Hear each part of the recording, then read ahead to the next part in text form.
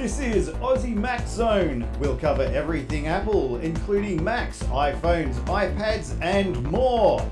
All this from an Aussie perspective. Sit back, relax, and insert yourself into the zone. The Aussie Mac Zone. Hi everybody, welcome to show 253 Aussie Mac Zone. Got Zarn tonight. How are you, my friend? I'm great, Michael. How are you? Very good, very good. Excellent. Now, this week's sponsors, athwebhosting.com.au and Aussie Tech Radio. Now, our Aussie Apple ramblings this week. Let's start with, this is what I would like to get, but anyway, digital driver license trial announced. The trial of the New South Wales digital driver's license has just been announced for November in Sydney's eastern suburbs. The digital driver license is free for all licence holders, including Ls and Ps, who live in the trial area. Participants will be able to test the new licence and give feedback. During the trial, drivers will still need to carry their physical driver licence card as well. The digital licence will sit within the Service New South Wales mobile app and will be optional once it is available statewide in 2019. Drivers can keep using their physical card.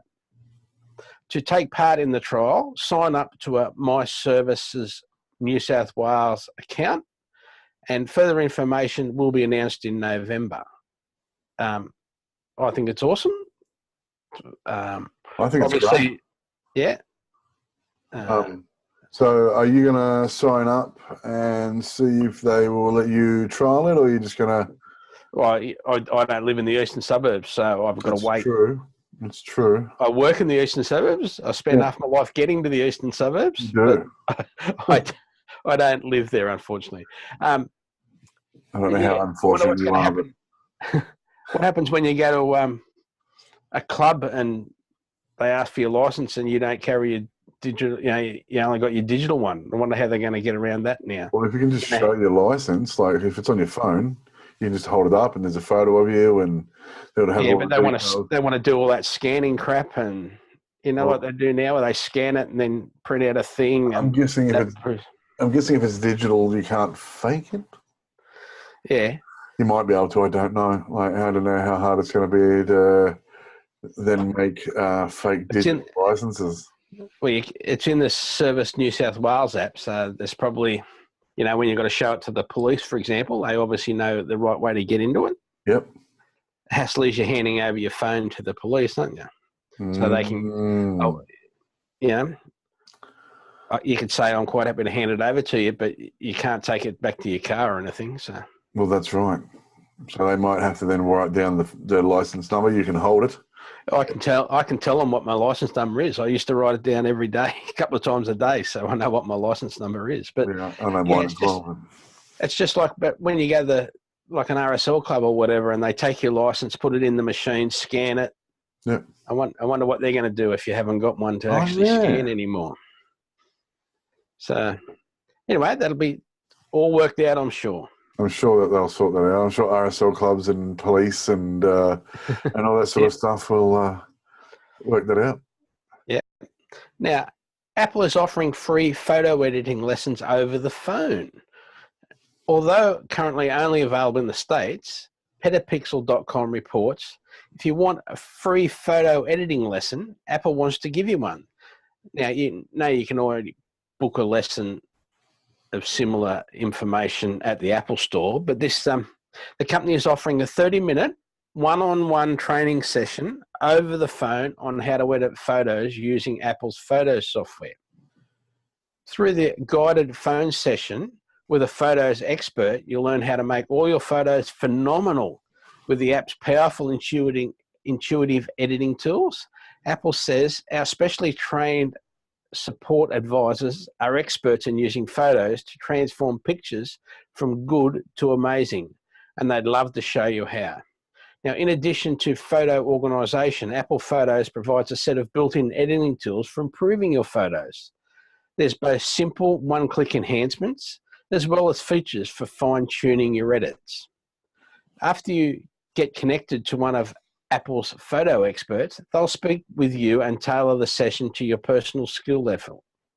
Your session guide will cover all the editing tools photo offers, from one-click fix to auto enhance to detailed light and color adjustments. Apple says we'll even help you edit your live photos and images taken in portrait mode.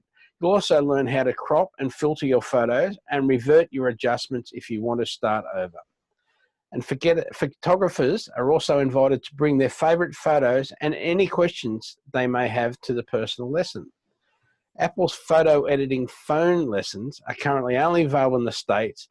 And if you'd like the free one, because we do have listeners in the States, you can start by scheduling your session. Now, so that was at a story by petapixel.com. So this is a really cool thing. I really like that. Yeah. Because I'd like to, learn how to use it properly. I know you know, because you use it a fair bit, or you were using it a fair bit. So I know that you know how to use it, so you could just show me anyway. But that's neither here nor there. No, I reckon we should actually, actually go down and do do as many Apple Store classes as we can. We might make that a Saturday thing for us. Yeah, that sounds really cool. I'm definitely up for that. While the girls are doing their walk around the op shops. Yeah, that's right. We can do that. That's fair. Yeah. What will we do with the children? I'll let the big one take care of the little one. It should be fine. We are the big children.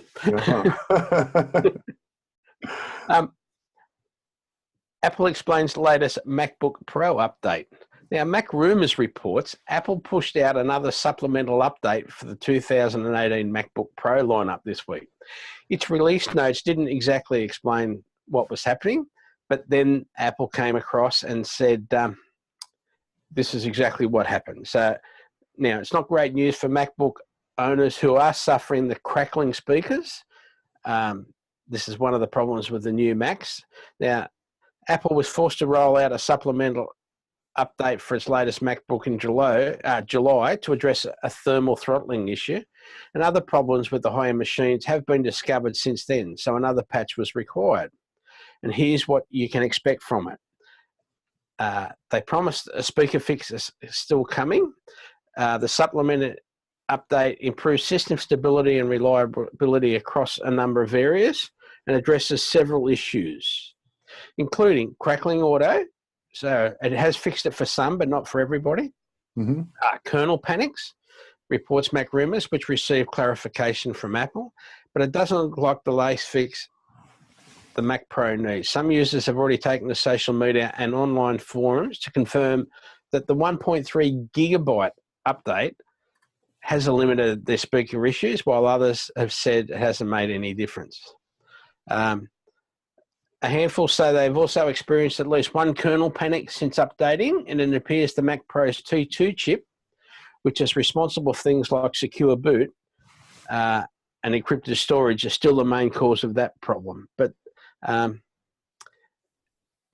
some people, again, have said, my kernel panics have gone away. Now, Apple asks users to return MacBook Pros. They've published some workarounds for these issues prior to issuing an attempted fix, and these included a file vault or the power nap function. It's also asked some users to bring in their machine so that the engineers can actually investigate these problems. And if you're still suffering problems after installing the latest supplemental update, contact Apple support for assistance. Now,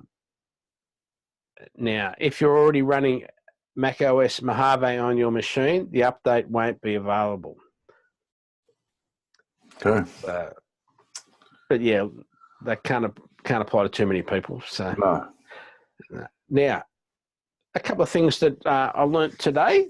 So I haven't actually got the full stories. Now, Minecraft Education Edition is coming to iOS. Now, there's several different Minecraft editions apparently. Like I've got no idea. I'm being honest there, but one of them, like the Education Edition, you've either got to be a student or a teacher to actually get it. Yeah. But the ordinary Minecraft edition will have the chemistry game in it, lesson in it. So you can actually make water by putting, 2 H's and an O, for example, and in this little block, and it shows your water coming out. Little things like that. Yeah, yep. So yeah, it's really cool because you can either collect. So in Minecraft, when you're breaking down rocks and trees and stuff like that, you can collect things and either use them at a later date to build or whatever, or you can then it's like you said, chemistry and stuff. You can then put them together and make stuff. Yeah. That's really cool. I think we might have to talk to some neighbours that I know play Minecraft a lot, and they'd be able to tell me about it. I think so. Might have to get some more information on it. Yeah. Now, also, get one of them in on the show and get them to talk about it. Yes, quite possibly. That'd be a good idea. Yeah. Good idea. Now, this game that everyone's raving about, Fortnite, which is available on iOS devices, is coming to the Apple TV. So it'll be interesting to see whether it'll only work on the latest Apple TV, the 4K one, because it's actually got more RAM and a little bit more grunt, or whether it'll work on the earlier ones, because apparently it takes a fair bit of grunt. So, but yeah, apparently that's coming to Apple TV. So we'll see what happens. Excellent. Hang on a second. And you probably need probably have to use your a controller to play it properly. Whether you use your phone as the controller or whether you actually use like a game controller. Yep. Hang on a second. Yeah. You can hear me, but I'm just going to message saying I can't hear Zarn. Reminder, this week we are brought to you by athwebhosting.com.au.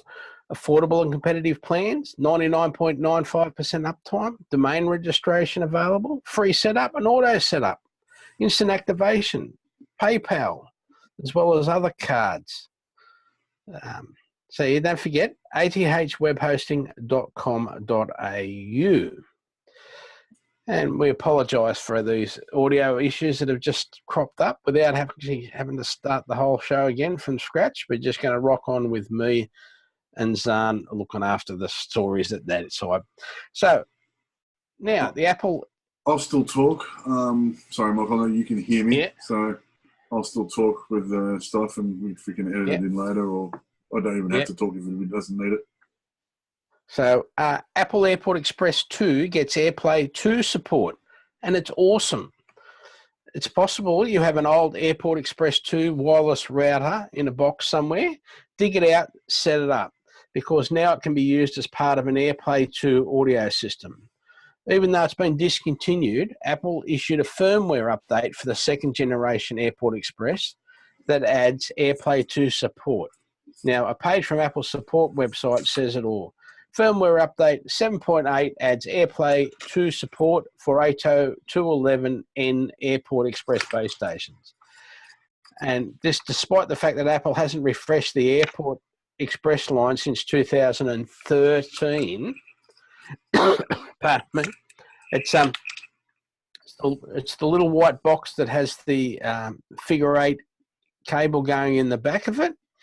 And I set one up in the kitchen on the weekend. So when you're just walking from our lounge room into our kitchen, it's got the same level, the same sound, everything. It's awesome. So simple. I've got a couple other rooms that I've got my Apple TVs with it running, but you have to have the TV on. So you've got to run a TV, which is fine because I run my screensaver on the TV anyway, but you've got to have the Apple TV going through my audio extractor into the back of the TV, but the TV's got to be on. If I could find a HDMI cable that didn't or would force the Apple TV to think that the TV was on, that would be awesome. So if anyone knows, please let me know. Please let me know. Now, here's an interesting one. Last year, so hacker sentenced to Celebgate iCloud phishing scam. Coulter Mac reports the fourth hacker responsible for leaking nude images of hundreds of iCloud accounts belonging to Hollywood celebrities and others has been sentenced to prison. Connecticut-based George Garofano was sentenced to 8 months, after which he must serve 3 years of supervised release, as well as performing 60 hours of community service, and he pleaded guilty back in April. Garifano helped to steal photos and information from around 240 people, several of whom are well-known celebrities, including actress Jennifer Lawrence. The incident came to light in 2014, although the theft took place over a period of 18 months. Garifano's fraud involved posing as a member of Apple's security staff and sending phishing messages asking for usernames and passwords. This information was then used to break into their accounts before the images were published on websites like 4chan. Prosecutors had argued for a sentence of 10 to 16 months. Other hackers involved in the case have been given sentences between 9 and 18 months, making this the most lenient of the sentence. Jennifer Lawrence, who had photos leaked as part of the malicious hack, has described the incident as a sex crime. In a 2014 interview with Vanity Fair, she said, "The law needs to be changed and we need to change." Just the fact that somebody can be sexually exploited and violated, and the first thought that crosses somebody's mind is to make a profit from it. It's so beyond me. I just can't imagine being that detached from humanity. I can't imagine being that thoughtless and careless and so empty inside. So, yeah. I agree. Yes, absolutely. It is a sex crime. Well, that's completely and utterly disgusting. Yes. 8 months and 3 years probation is really light. You should have got more, I think. Let alone damaging Apple's reputation and all that sort of stuff. I don't understand. Right. Anyway. Yeah, so that's I believe that's all of them. So we'll go from there. And at least they got caught. That's another good thing. That's right. Now, although this is not an Apple story yet, 5G networking. Now, Telstra turns on 5G in Toowoomba. Backed up by Ericsson commercial 5G radio base stations, CIO reports Telstra has switched on another 5G site, this time in Toowoomba, Queensland, as part of plans to have more than 200 5G sites ready by the end of 2018. Now, I haven't quite found out what they mean by that, because 5G, you need lots and lots and lots of little towers. You don't have all the big towers like we have now, because 5G works over such a smaller area. So whether they're talking 200 little sites or 200 towns with lots of 5G sites, I haven't been able to get clarification on that. Now, the telecommunications giant has used Ericsson's commercial 5G radio base stations as part of the Toowoomba deployment. Telstra provides more network investment and mobile coverage across Australia than anyone else, and regional Australia is an essential part of our 5G plans, Telstra CEO Andrew Penn said. Now, however, as Penn addressed, there are no current devices in order for the people of Toowoomba to enjoy Telstra's 5G services. They are coming, and 5G services are around the corner, and when they are commercially available, this network upgrade means that people of Toowoomba will be among the first people in the world to enjoy access to 5G services, he added. Bringing the transformational technology of 5G to Toowoomba, a key regional centre and one of the fastest growing cities in the country, is exciting for the possibilities it will enable, be it in education, health, community service, business or agriculture. For a sector like agriculture, the fibre-like data speeds, low latency and high performance capacity of 5G open up fantastic opportunities for growth. It's an incredibly exciting time as we start to expand 5G coverage in capital cities as well as more regional centres over the coming months. This is the second 5G site ready as Telstra has launched, and the telco announcing it had switched on the 5G network technology across areas of the Gold Coast on the 15th of August. Now, speaking of the Gold Coast, in addition to its fibre optic broadband expansion and its 5G access via Telstra and Optus, the City of Gold Coast has announced that it's building an IoT, Internet of Things network, with NNN Co. The City of Gold Coast is covering more than 1,300 square kilometres, with plans to use connectivity for digital water metering, waste management, and support for parks and fields. The LORA WAN network, being built and operated by Australia's national narrowband network company, Triple N Co, will be Australia's largest and is part of the city's digitisation program. We're developing a secure, scalable, commercial-grade IoT network that will enable infinite use cases by businesses, enterprise, and the council, Gold Coast Chief Innovation and Economy Officer Ian Hatton said. The whole story is on the link in the show notes. But that's pretty cool. It's good to see him getting up there. Now, reminder this week, we are brought to you by Aussie Tech Radio at aussietechradio.com. It's got the award-winning Aussie Tech Heads podcast, our other sister show, the Aussie Tech Crypto. It's even got My Tech Opinion and other podcasts from Australia. Now, just a reminder, we were talking last week about twit.tv/triangulation with those interviews with the former Apple people and very important Apple peoples. So don't forget those.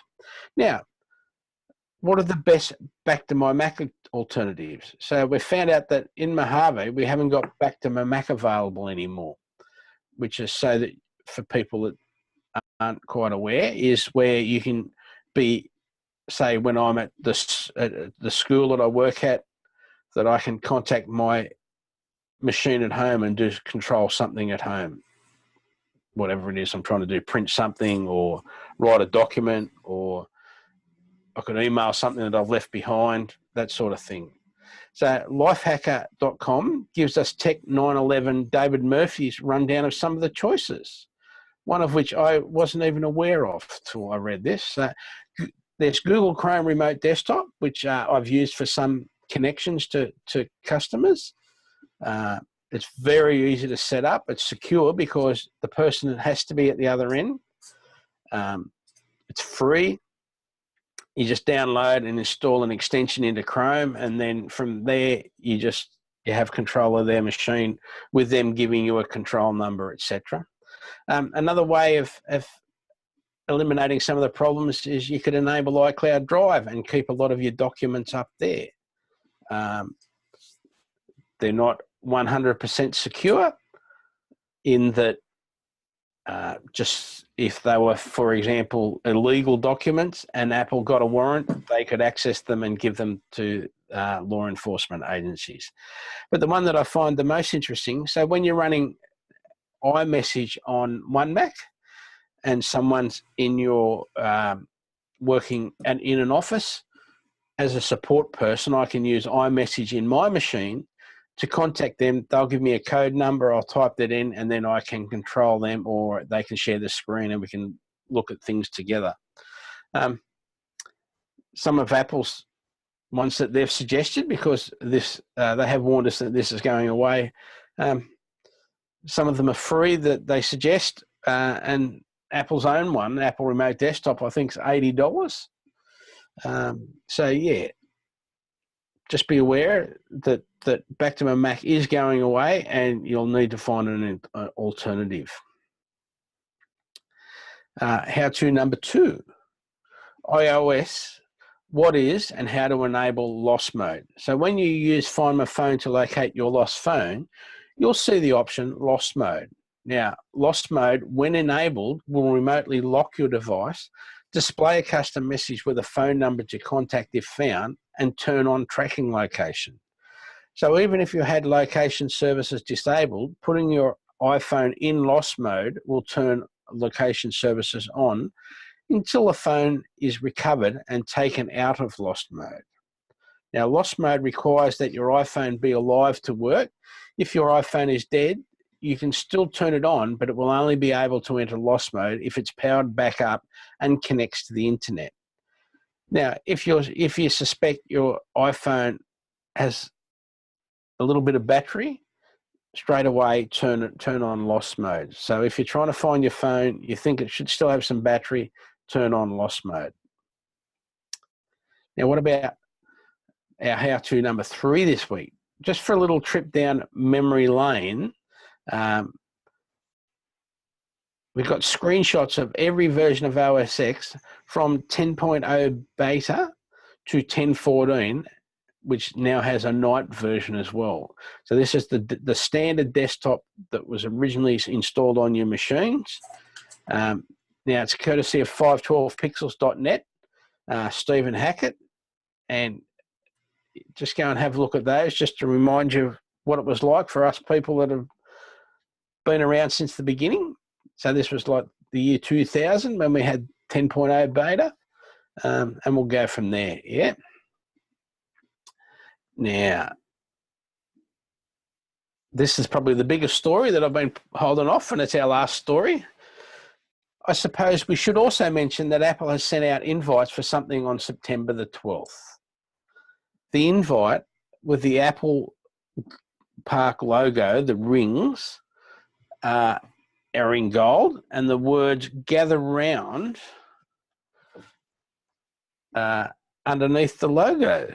So now, what does it all mean? What does it mean? So with a massive leak a couple of hours after the announcement showing 2 gold iPhones, that may explain the gold in the invite, but what does the other gather round mean?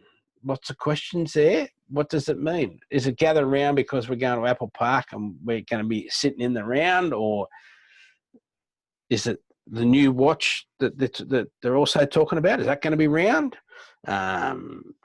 What's going to be round? Gather round must mean something. Must mean something. What's it mean? We're assuming that the gold part of the invite means the gold iPhones. Gather round. What does that mean? I don't know. Time will tell. So yes, we may even delay next week's show. I don't know yet, or we may have a single show to get rid of all the news and then just another show specifically on the iPhones. But stay tuned, and I'll make sure everyone's made aware of what's happening for that. Now, again, thanks to our sponsors, this week being athwebhosting.com.au and aussietechradio.com, and our supporters, you, our listeners. Thank you very, very much, and sorry for whatever's happened to our audio tonight. Are you still there, Zarn? I am, mate. Yeah. They can't hear me, but so you're going to have to do the ending. But it may only be the Facebook people that can't hear you. Okay. But that's why if you want to do the sign off. Well, then I'm happy to do the sign off. Do the sign off. Thanks to the sponsors, and thank you, listeners, and everyone. And remember, Apple a day keeps the Androids away.